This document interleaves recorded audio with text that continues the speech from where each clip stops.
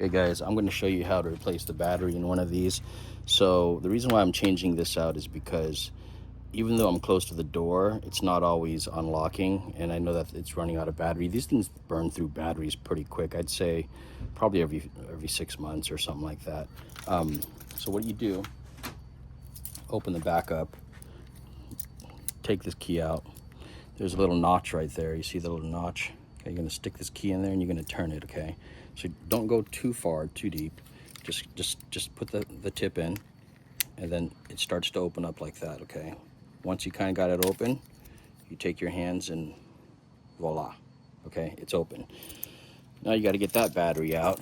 This is what it looks like, all right? So I'm gonna take my little knife, pry the battery out.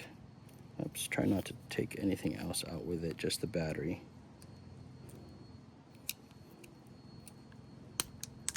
All right, battery popped out, fell on the floor. I'm gonna get a new one.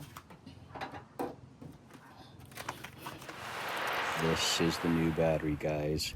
The CR2032, okay? Now I got this off Amazon. I'm gonna put the link in the description. But guys, this is really easy to do, okay? So there you go, you're gonna take this, put that end into there, okay? Boom, it's working. You can test it. You hear that? The car's working. Close that. Take your case, just like this, snap it back, snap this part first, this part, and then work your way to the back, okay? So slowly snap it and tell it, boom. Oh, dang it. There you go, okay?